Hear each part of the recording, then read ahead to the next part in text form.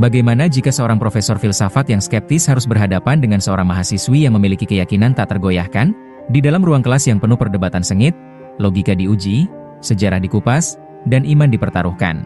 Namun, ketika kebenaran mulai terungkap, siapa yang sebenarnya akan kalah?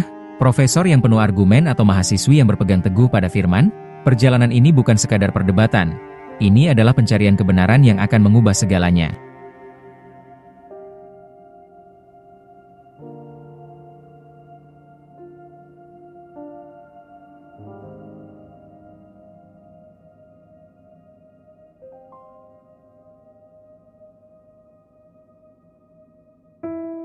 Hari itu suasana ruang kelas filsafat agama di Universitas Bandung terasa lebih tegang dari biasanya. Mata kuliah yang diajar oleh Profesor Rahman memang sering memicu perdebatan, tetapi hari ini suasananya berbeda. Seorang mahasiswi bernama Julia, yang dikenal aktif dalam diskusi, bersiap menghadapi topik yang cukup kontroversial. Baiklah, hari ini kita akan membahas sebuah gagasan yang telah lama diperdebatkan dalam sejarah teologi dan filsafat agama, ujar Profesor Rahman sambil menatap mahasiswa-mahasiswanya. Apakah benar Yesus pernah mengklaim dirinya sebagai Tuhan? Jika tidak, lalu siapa Tuhan sebelum Yesus lahir? Beberapa mahasiswa mulai berbisik-bisik, menyadari bahwa perdebatan kali ini akan berlangsung panas. Julia, yang duduk di barisan depan, langsung mengangkat tangannya.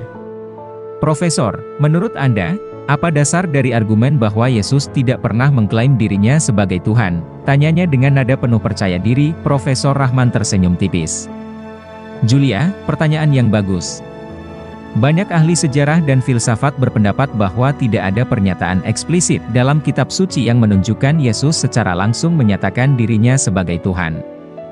Bahkan, jika kita menelusuri sejarah awal kekristenan, kita menemukan bahwa konsep keilahian Yesus lebih merupakan hasil perkembangan teologi gereja, bukan klaim pribadinya. Julia mengangguk, tetapi tidak terlihat puas. Ia membuka Alkitab yang dibawanya dan mulai membaca. Di dalam Yohanes pukul 10.30, Yesus berkata, "Aku dan Bapa adalah satu." Bukankah ini adalah pernyataan eksplisit tentang keilahiannya? Beberapa mahasiswa mulai menggumam. Profesor Rahman tersenyum kecil, lalu berkata, "Kalimat itu bisa diinterpretasikan dalam banyak cara, Julia. Tidak semua teolog sepakat bahwa Yesus sedang mengklaim keilahiannya. Bisa jadi, ia hanya menyatakan kesatuan kehendak dengan Tuhan, bukan menyatakan diri sebagai Tuhan." Julia tetap tenang. Bagaimana dengan Yohanes pukul 8.58? Yesus berkata, "Sebelum Abraham jadi, aku telah ada." Profesor, bukankah ini menunjukkan bahwa Yesus sudah ada sebelum kelahirannya di dunia? Itu adalah klaim keilahian yang jelas. Profesor Rahman terdiam sejenak. Mahasiswa lain mulai memperhatikan lebih serius. Julia melanjutkan, "Lalu bagaimana dengan Filipi 2:6 yang mengatakan bahwa Yesus memiliki rupa Allah? Dan dalam Wahyu 1:8, Yesus disebut sebagai Alfa dan Omega, yang artinya, yang awal dan yang akhir, gelar yang hanya dimiliki Tuhan."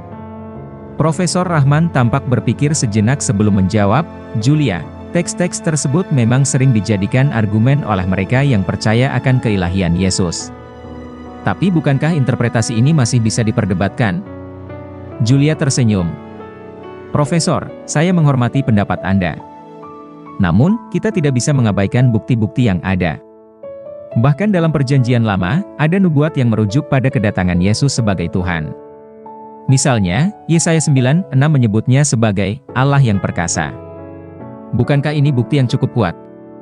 Ruangan terasa semakin panas dengan perdebatan yang berlangsung. Para mahasiswa kini menyaksikan duel intelektual antara Julia dan Profesor Rahman dengan penuh antusias. Setelah Julia menyampaikan beberapa ayat yang menunjukkan keilahian Yesus, suasana kelas semakin memanas. Beberapa mahasiswa mulai membisikkan pendapat mereka, sementara yang lain lebih memilih untuk diam dan menyimak perdebatan. Profesor Rahman menarik napas dalam-dalam sebelum kembali berbicara. "Julia, saya mengakui bahwa ayat-ayat yang kamu sebutkan memang sering digunakan untuk membuktikan keilahian Yesus. Namun, ada banyak sarjana teologi yang berpendapat bahwa ayat-ayat tersebut lebih bersifat metaforis, bukan klaim literal bahwa Yesus adalah Tuhan," kata Profesor Rahman sambil melipat tangannya. Julia tersenyum tipis. Ia tahu bahwa perdebatan ini tidak akan mudah, tetapi ia telah mempersiapkan argumennya dengan baik. Profesor, jika Yesus bukan Tuhan, mengapa dalam Yohanes pukul 20:28, Thomas berkata kepadanya, "Ya Tuhanku dan Allahku." Dan Yesus tidak menolak penyembahan itu. Bukankah ini menunjukkan bahwa dia menerima penyembahan sebagai Tuhan? Profesor Rahman tampak sedikit terkejut, tetapi ia tetap tenang. Bisa jadi Thomas hanya mengungkapkan kekagumannya dalam bentuk hiperbola. Dalam tradisi Yahudi, bukan hal yang aneh jika seseorang mengucapkan kalimat seperti itu untuk menunjukkan rasa takjub. Julia menggeleng. Profesor, jika Yesus bukan Tuhan, maka dia pasti akan menegur Thomas, sebagaimana yang dilakukan para nabi sebelumnya ketika seseorang mencoba menyembah mereka. Tapi di sini, Yesus malah membenarkan perkataan Thomas.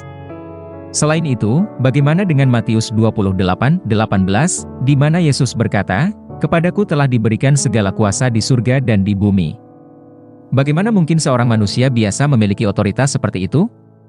Seorang mahasiswa laki-laki di belakang mengangkat tangannya. Profesor, saya ingin bertanya.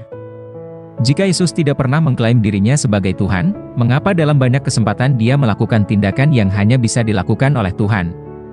Misalnya, dalam Markus 2:5-7, Yesus mengampuni dosa, dan orang-orang Yahudi yang hadir di sana langsung menuduhnya menghujat karena hanya Tuhan yang bisa mengampuni dosa. Profesor Rahman tampak semakin serius. Itu adalah pertanyaan yang bagus, katanya. Tetapi kita perlu mempertimbangkan konteks sejarahnya. Pada masa itu, banyak guru rohani yang bisa menyampaikan pengampunan dosa atas nama Tuhan. Itu bukan berarti mereka mengklaim sebagai Tuhan sendiri. Julia tidak mundur. Profesor, jika memang seperti itu, mengapa para pemuka agama Yahudi sangat marah hingga ingin menyalibkannya? Jika Yesus hanya seorang guru biasa, mengapa dia diperlakukan sebagai ancaman besar bagi agama Yahudi? Profesor Rahman terdiam sejenak. Ia menyadari bahwa Julia memiliki pemahaman yang mendalam tentang kitab suci, dan argumennya semakin sulit untuk dibantah. Beberapa mahasiswa mulai berbisik-bisik, menyadari bahwa perdebatan ini semakin menarik. Julia melanjutkan, "Profesor, jika kita kembali ke Perjanjian Lama, ada nubuat dalam Daniel 7:13-14 tentang Anak Manusia, yang akan datang dengan kuasa dan kerajaan yang kekal." Yesus sering menyebut dirinya sebagai Anak Manusia. Apakah ini kebetulan? Ataukah Yesus sedang menyatakan bahwa nubuat itu digenapi dalam dirinya? Ruangan menjadi sunyi. Beberapa mahasiswa mulai mencatat argumen Julia, sementara Profesor Rahman tampak berpikir keras. Perdebatan ini baru saja dimulai, tetapi Julia sudah berhasil menempatkan lawannya dalam posisi yang sulit. Setelah Julia mengajukan argumen dari kitab suci, Profesor Rahman terlihat menghela napas panjang. Ia tahu bahwa perdebatan ini semakin sulit, terutama karena Julia mengutip ayat-ayat yang memang sering digunakan dalam apologetika Kristen. Namun, sebagai seorang akademisi, ia tidak bisa begitu saja mengakui kekalahan. "Julia, saya mengerti sudut pandangmu," ujar Profesor Rahman akhirnya. Namun, dalam kajian historis, kita perlu mempertimbangkan konteks sosial dan budaya saat itu. Banyak ahli sejarah berpendapat bahwa Yesus lebih sebagai seorang guru moral atau nabi yang karismatik, bukan Tuhan. Misalnya, dalam tulisan-tulisan sejarawan Yahudi seperti Flavius Josephus dan sejarawan Romawi seperti Tacitus, Yesus disebut sebagai pemimpin sebuah gerakan keagamaan, tetapi tidak ada klaim eksplisit bahwa dia adalah Tuhan. Julia tersenyum. "Profesor, justru fakta bahwa para sejarawan non-Kristen mencatat keberadaan Yesus adalah bukti kuat bahwa dia bukan sekadar mitos." Tetapi, jika kita berbicara mengenai bukti sejarah, bagaimana dengan tulisan-tulisan para rasul yang merupakan saksi mata? Mereka memberikan kesaksian bahwa Yesus bangkit dari kematian. Dan dalam 1 Korintus 15:3-6, Rasul Paulus bahkan mencatat bahwa lebih dari 500 orang melihat Yesus yang telah bangkit. Bagaimana kita bisa mengabaikan bukti sebanyak itu? Seorang mahasiswa di sudut kelas, yang tampaknya baru tertarik dalam diskusi ini, mengangkat tangan. "Profesor, saya ingin tahu. Jika Yesus bukan Tuhan, mengapa para muridnya rela mati demi mempertahankan iman mereka? Banyak dari mereka disiksa dan dibunuh, tetapi tidak ada satupun yang menyangkal kepercayaan bahwa Yesus adalah Tuhan." Profesor Rahman mengusap dagunya. "Itu poin yang menarik. Namun, kita juga melihat dalam sejarah bahwa banyak orang yang rela mati demi keyakinan mereka, meskipun keyakinan itu tidak selalu benar. Lihatlah bagaimana para pengikut agama lain juga berani mati demi kepercayaan mereka. Julia menggeleng. Tapi Profesor, ada perbedaan besar di sini. Para murid Yesus bukan hanya percaya karena doktrin, tetapi mereka adalah saksi mata dari mukjizat-mukjizatnya, kematiannya, dan kebangkitannya. Jika kebangkitan itu hanya kebohongan, bagaimana mungkin mereka rela disiksa dan mati tanpa ada satupun yang menarik kembali pernyataan mereka? Kelas mulai bergemuruh. Beberapa mahasiswa saling berbisik, sementara yang lain terlihat semakin penasaran dengan jalannya debat ini. Julia kemudian melanjutkan, "Profesor, kita belum membahas Yohanes 1:1, pada mulanya adalah Firman. Firman itu bersama-sama dengan Allah, dan Firman itu adalah Allah." Ayat ini dengan jelas menyatakan bahwa Yesus adalah Allah yang menjadi manusia. Bagaimana Profesor menjelaskan ini? Profesor Rahman tersenyum tipis. Ayat itu memang terkenal dalam teologi Kristen. Tetapi ada perdebatan mengenai terjemahannya. Beberapa sarjana berpendapat bahwa ayat itu bisa diterjemahkan sebagai, firman itu bersifat ilahi, bukan, firman itu adalah Allah. Jadi, masih ada ruang untuk interpretasi. Julia tidak menyerah. Profesor, dalam Yohanes pukul 1:14 dikatakan, firman itu telah menjadi manusia. Ini membuktikan bahwa Yesus adalah Allah yang menjelma menjadi manusia. Lalu, bagaimana dengan Yesaya pukul 7:14 yang menubuatkan kelahirannya? Seorang perawan akan mengandung dan melahirkan seorang anak laki-laki, dan ia akan disebut Immanuel, yang berarti, Allah menyertai kita. Apakah ini bukan bukti yang jelas? Profesor Rahman mulai terlihat sedikit gelisah. Ia tahu bahwa Julia telah membawa banyak bukti dari kitab suci yang sulit untuk dibantah tanpa mempertanyakan kredibilitas teks itu sendiri. Mahasiswa lain kembali bertanya, "Profesor, saya mulai penasaran. Jika banyak bukti menunjukkan Yesus adalah Tuhan, mengapa masih ada yang meragukannya?" Kelas menjadi semakin tegang. Perdebatan ini belum selesai, tetapi kini Profesor Rahman tampak mulai kehilangan pijakannya. Suasana kelas semakin menegang. Beberapa mahasiswa tampak terkejut melihat bagaimana Julia berhasil membalikkan argumen yang diberikan oleh Profesor Rahman. Sementara itu, sang profesor mencoba mempertahankan posisinya dengan tetap bersikap akademis. "Julia, saya mengakui bahwa kutipan-kutipan yang kamu ambil dari kitab suci memang memiliki bobot teologis yang kuat," ujar Profesor Rahman. "Namun, dalam dunia akademis, kita harus mempertimbangkan apakah klaim-klaim ini benar-benar memiliki dasar historis. Banyak ahli yang berpendapat bahwa ajaran Yesus mengalami banyak perkembangan setelah kematiannya, dan gagasan tentang keilahiannya baru benar-benar dipertegas dalam Konsili Nicea tahun 325 M. Julia langsung menanggapi. "Profesor, itu adalah argumen yang sering diajukan oleh mereka yang skeptis, tetapi mari kita lihat fakta sejarahnya. Sebelum Konsili Nicea, tulisan-tulisan para rasul sudah menunjukkan bahwa Yesus diakui sebagai Tuhan. Dalam Filipi 2:6-11, Rasul Paulus menulis bahwa Yesus, walaupun dalam rupa Allah, tidak menganggap kesetaraan dengan Allah sebagai sesuatu yang harus dipertahankan, tetapi justru merendahkan dirinya." Ayat ini jelas menunjukkan bahwa Yesus sudah dianggap sebagai Tuhan sebelum Konsili Nicea. Seorang mahasiswa di bagian belakang, yang tampaknya mulai tertarik dengan diskusi ini, mengangkat tangannya. "Profesor, saya ingin bertanya. Jika Yesus bukan Tuhan, mengapa dalam Wahyu 1:8 dia berkata, 'Aku adalah Alfa dan Omega, firman Tuhan Allah, yang ada dan yang sudah ada dan yang akan datang, yang Maha Kuasa?'" Profesor Rahman menarik napas panjang. "Itu adalah ayat yang menarik," katanya pelan. "Namun, ada juga interpretasi yang menyatakan bahwa gelar Alfa dan Omega itu bukan eksklusif bagi Yesus, tetapi merujuk kepada Allah secara keseluruhan." Julia tersenyum. "Profesor, kalau begitu bagaimana dengan perkataan Yesus sendiri dalam Yohanes pukul 10:30, 'Aku dan Bapa adalah satu'?" Orang-orang Yahudi yang mendengar perkataan ini langsung ingin merajamnya, karena mereka memahami bahwa Yesus sedang menyamakan dirinya dengan Tuhan. Jika Yesus tidak bermaksud mengatakan bahwa dia adalah Tuhan, mengapa reaksi orang-orang begitu keras? Profesor Rahman tampak berpikir sejenak.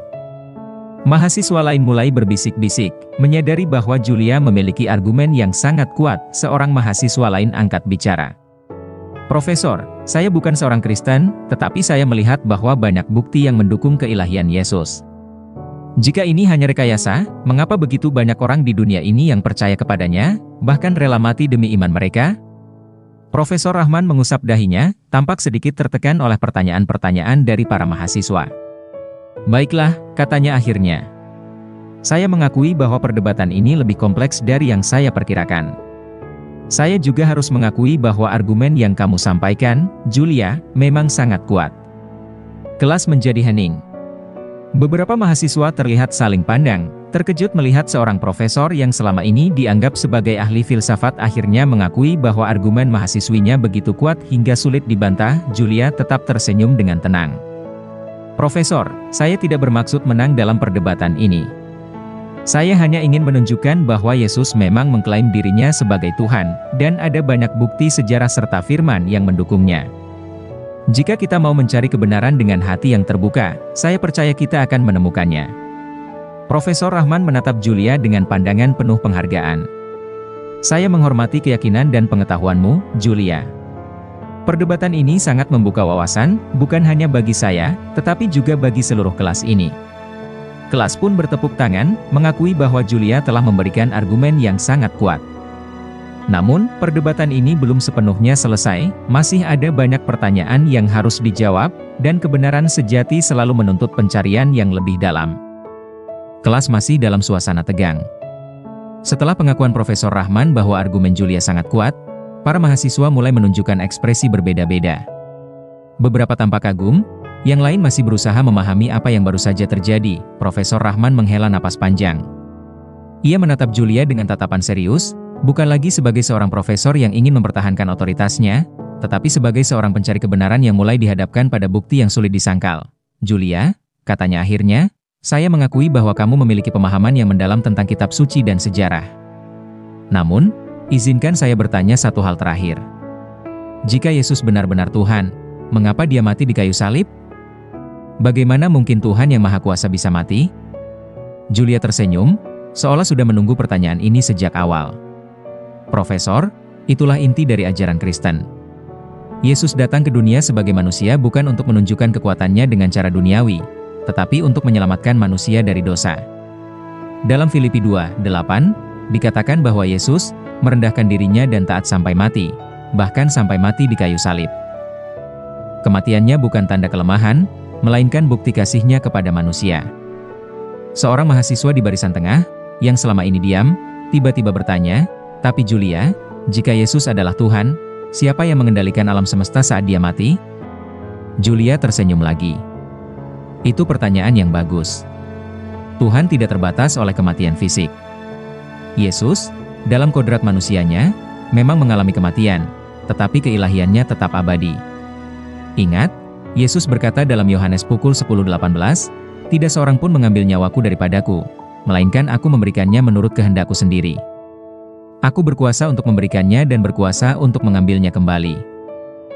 Ini menunjukkan bahwa Yesus tetap berkuasa bahkan dalam kematiannya. Profesor Rahman tampak terdiam. Ia mengusap dagunya, berpikir dalam-dalam. Jadi, maksudmu, Yesus mati bukan karena ia lemah, tetapi karena ia memilih untuk mati sebagai bagian dari rencananya? Benar, Profesor, jawab Julia. Yesus sendiri berkata dalam Matius pukul 20:28, Anak manusia datang bukan untuk dilayani, melainkan untuk melayani dan untuk memberikan nyawanya menjadi tebusan bagi banyak orang. Ini adalah pengorbanan terbesar yang pernah ada. Keheningan melanda kelas. Tidak ada yang berbicara, tidak ada yang berbisik. Hanya ada suasana penuh pemikiran. Seolah setiap orang di dalam ruangan itu sedang bergumul dengan kebenaran yang baru saja mereka dengar. Profesor Rahman akhirnya menghela napas panjang. Julia, saya harus mengakui bahwa argumenmu sangat kuat. Saya tidak bisa memberikan bantahan yang lebih baik dari ini. Beberapa mahasiswa tampak terkejut. Mereka tidak menyangka bahwa profesor yang terkenal dengan pemikirannya yang kritis dan skeptis akhirnya mengakui bahwa ia kehabisan argumen. Namun, lanjut Profesor Rahman, sebagai seorang akademisi, saya tetap harus mencari lebih banyak bukti. Saya harus membaca ulang sumber-sumber yang selama ini saya abaikan. Julia mengangguk. Profesor, saya menghormati itu. Kebenaran memang harus dicari dengan hati yang terbuka. Saya hanya berharap bahwa pencarian profesor membawa profesor semakin dekat kepada kebenaran yang sejati. Profesor Rahman tersenyum tipis. Terima kasih, Julia. Kamu telah memberikan saya banyak hal untuk dipikirkan. Kelas pun kembali dalam keheningan. Namun, kali ini bukan keheningan yang canggung, melainkan keheningan yang menggetarkan, sebuah keheningan yang menunjukkan bahwa perdebatan ini telah mengguncang hati dan pikiran banyak orang di dalam ruangan itu. Setelah diskusi yang begitu panas, Profesor Rahman memutuskan untuk mengakhiri kelas lebih awal. Namun, suasana kelas masih terasa begitu berat. Para mahasiswa tampak tenggelam dalam pemikiran mereka masing-masing, dan beberapa dari mereka mulai melihat Julia dengan sudut pandang yang berbeda. Saat semua mahasiswa mulai berkemas, Profesor Rahman tetap duduk di mejanya, termenung. Ia bukanlah orang yang mudah goyah dalam perdebatan, tetapi argumen Julia benar-benar membuatnya berpikir ulang tentang banyak hal. Julia, yang hendak meninggalkan kelas, tiba-tiba berhenti dan kembali menghampiri meja profesor. Profesor, saya tahu ini bukan hal yang mudah untuk diterima. Saya sendiri dulu pernah mengalami pergumulan yang sama. Profesor Rahman menatapnya dengan penuh rasa ingin tahu. Apa maksudmu, Julia? Julia menarik napas dalam. Dulu saya juga meragukan keilahian Yesus. Saya pikir, bagaimana mungkin seorang manusia bisa menjadi Tuhan? Tetapi saat saya benar-benar mencari dengan hati yang terbuka, saya menemukan bahwa bukti-buktinya begitu jelas. Saya membaca kitab suci, saya mempelajari sejarah, dan saya melihat sendiri bagaimana Yesus mengubah hidup banyak orang, termasuk saya. Profesor Rahman mengangguk perlahan. Saya tidak menyangkal bahwa Yesus adalah sosok yang luar biasa. Bahkan banyak pemikir besar mengagumi ajaran moralnya. Namun, menerima bahwa Dia adalah Tuhan adalah langkah yang sangat besar. Julia tersenyum. Profesor, saya tidak meminta profesor untuk langsung percaya begitu saja. Saya hanya ingin profesor berani mencari. Jika profesor ingin membaca lebih lanjut, mungkin bisa mulai dengan Yohanes 1:1. Pada mulanya adalah Firman. Firman itu bersama-sama dengan Allah dan Firman itu adalah Allah. Profesor Rahman terdiam. Ayat itu sebenarnya sudah pernah ia dengar, tetapi baru kali ini ia benar-benar merenungkannya. Saat Julia melangkah pergi, seorang mahasiswa laki-laki yang sejak tadi diam tiba-tiba menghampiri Profesor Rahman. Profesor, saya juga ingin bertanya sesuatu, katanya dengan sedikit ragu-ragu. Profesor mengangkat alis. Silakan. Mahasiswa itu tampak berpikir sejenak sebelum akhirnya berkata, jika Yesus bukan Tuhan, mengapa begitu banyak orang mempertaruhkan nyawa mereka untuk membela iman mereka kepadanya? Banyak muridnya yang mati sebagai martir, tetapi mereka tetap teguh. Jika Yesus hanya manusia biasa, bukankah seharusnya mereka menyerah saja daripada mati sia-sia? Profesor Rahman termenung. Ini adalah pertanyaan yang sebenarnya juga pernah mengusiknya, tetapi selama ini ia menepisnya. Itu adalah pertanyaan yang sulit, katanya akhirnya. Banyak agama memiliki pengikut yang rela mati untuk keyakinan mereka. Julia, yang masih belum benar-benar keluar dari kelas, kembali menoleh. Benar, Profesor. Tapi ada yang berbeda dengan para pengikut Yesus.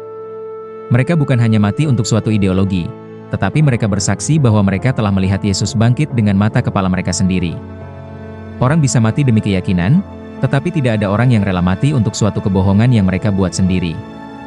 Suasana kelas kembali hening. Mahasiswa yang tadi bertanya mengangguk pelan, lalu kembali ke tempatnya. Profesor Rahman merasa kepalanya semakin berat. Ia tahu, ia tidak bisa mengabaikan semua argumen ini begitu saja. Ada sesuatu yang harus ia cari. Saat Julia benar-benar meninggalkan ruangan, Profesor Rahman mengeluarkan sebuah buku catatan kecil dan mulai menuliskan sesuatu. Di bagian atas halaman, ia menulis satu pertanyaan besar. Siapakah Yesus sebenarnya? Dan dengan itu, perjalanannya dalam pencarian kebenaran pun dimulai. Malam itu, Profesor Rahman duduk di ruang kerjanya dengan segelas kopi yang sudah dingin. Ia menatap layar laptopnya yang penuh dengan artikel, jurnal akademik, dan kitab suci dari berbagai sumber. Sejak perdebatan dengan Julia, pikirannya terus-menerus dipenuhi dengan satu pertanyaan, siapakah Yesus sebenarnya? Ia sudah membaca berbagai sumber skeptis yang menyangkal keilahian Yesus, tetapi semakin ia menggali, semakin ia menemukan bahwa argumen yang menolak ketuhanan Yesus memiliki banyak celah. Di sisi lain, bukti-bukti yang mendukung Yesus sebagai Tuhan justru semakin kuat. Dengan napas berat, ia membuka Alkitab online dan mulai membaca Injil Yohanes. Ia terhenti di Yohanes 14:6, "Akulah jalan dan kebenaran dan hidup. Tidak ada seorang pun yang datang kepada Bapa, kalau tidak melalui aku. Profesor Rahman terdiam lama. Jika Yesus hanyalah seorang nabi atau guru moral biasa, bagaimana mungkin dia mengklaim sesuatu sebesar ini? Tidak ada tokoh agama lain yang pernah berkata bahwa satu-satunya jalan menuju Tuhan adalah melalui dirinya sendiri. Ia menyandarkan punggungnya ke kursi dan memijat pelipisnya. Ia teringat pernyataan Julia di kelas, Yesus bukan hanya menunjukkan jalan kepada Tuhan, dia adalah jalan itu sendiri. Pikirannya mulai terbuka, tetapi keraguan masih ada. Ia bertanya dalam hati, jika Yesus benar-benar Tuhan, mengapa begitu banyak orang yang tidak percaya kepadanya? Tiba-tiba, ponselnya bergetar. Sebuah pesan dari Julia masuk. Julia, Profesor, saya harap Anda baik-baik saja. Jika Profesor masih ingin mendiskusikan ini, saya ada beberapa buku yang mungkin bisa membantu. Profesor Rahman tersenyum kecil. Gadis itu memang luar biasa. Ia tidak hanya percaya, tetapi juga mampu mempertahankan imannya dengan kuat. Ia membalas, Profesor Rahman, terima kasih, Julia. Saya masih mencari jawaban. Mungkin saya akan meminjam beberapa buku yang kamu sarankan. Tak lama kemudian, Julia membalas, Julia, kebenaran selalu ditemukan oleh mereka yang dengan tulus mencarinya, Profesor. Saya percaya bahwa jika Profesor mencari dengan hati yang terbuka, Profesor akan menemukan jawaban yang sebenarnya. Profesor Rahman membaca pesan itu berulang kali. Untuk pertama kalinya dalam hidupnya, ia merasa bahwa ia berada di persimpangan jalan yang sangat penting. Ia menutup laptopnya, menarik napas dalam, dan berdoa, sesuatu yang sudah lama tidak ia lakukan. Tuhan, jika Engkau benar-benar ada, jika Yesus benar-benar adalah Engkau, tunjukkanlah kepadaku kebenaran yang sejati. Malam itu, untuk pertama kalinya dalam hidupnya, Profesor Rahman merasa ada cahaya kecil yang menyinari hatinya di tengah kegelapan keraguannya. Keesokan harinya, Profesor Rahman melangkah ke kampus dengan perasaan yang berbeda.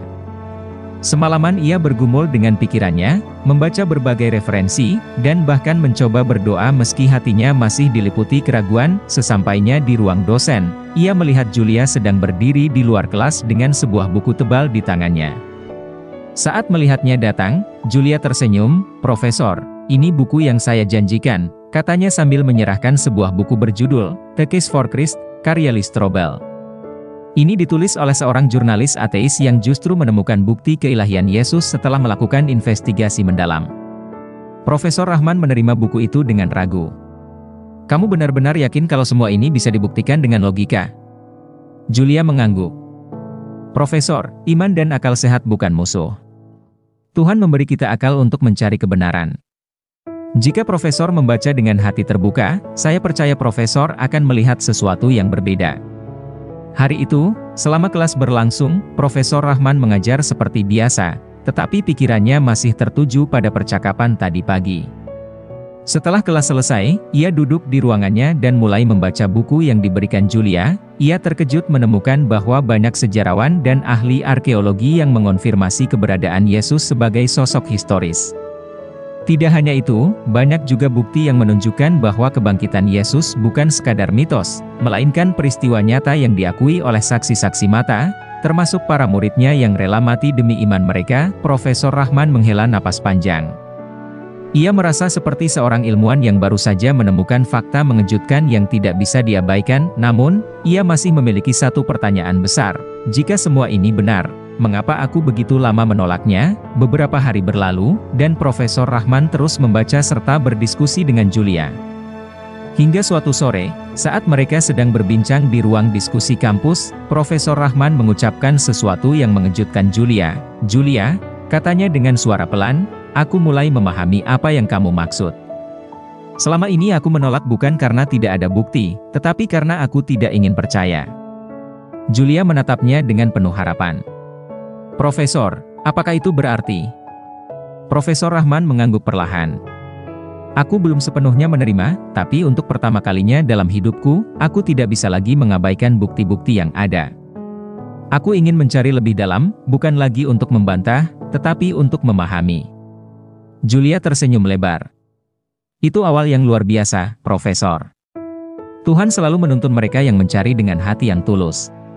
Sore itu, Profesor Rahman menyadari satu hal penting, pencariannya belum berakhir, tetapi untuk pertama kalinya, Ia tidak lagi mencari untuk melawan, melainkan untuk menemukan kebenaran yang sesungguhnya. Beberapa minggu telah berlalu sejak perdebatan di kelas filsafat. Sejak saat itu, Profesor Rahman tak henti-hentinya membaca, berdiskusi, dan merenungkan segala sesuatu yang ia pelajari. Julia sering mengunjunginya untuk berdialog, dan setiap kali mereka berbicara, Profesor Rahman semakin melihat bahwa kepercayaannya selama ini mulai goyah. Suatu malam, ia kembali duduk di ruang kerjanya. Kali ini, ia membuka Alkitab yang selama ini ia abaikan. Ia membaca Yohanes 10:30, "Aku dan Bapa adalah satu." Kalimat itu begitu sederhana, tetapi memiliki makna yang begitu dalam. Jika Yesus benar-benar berkata demikian, maka hanya ada dua kemungkinan: dia benar-benar Tuhan, atau dia adalah seorang pembohong terbesar dalam sejarah. Ia teringat bagaimana banyak orang, termasuk para murid Yesus, rela mati untuk mempertahankan iman mereka. Ia juga membaca bagaimana orang-orang seperti Saulus, yang awalnya adalah penganiaya pengikut Kristus, berubah menjadi Rasul Paulus yang justru mengorbankan nyawanya demi menyebarkan kabar tentang Yesus. Semua ini membuat Profesor Rahman semakin gelisah. Ia merasa berada di ambang sebuah keputusan besar. Ia bisa saja tetap berpegang teguh pada pandangan lama dan mengabaikan semua bukti ini, atau ia bisa mengambil langkah berani dan menerima bahwa Yesus memang lebih dari sekadar manusia biasa. Akhirnya, ia memutuskan untuk bertemu dengan Julia di sebuah kafe kecil dekat kampus. Mereka duduk berhadapan.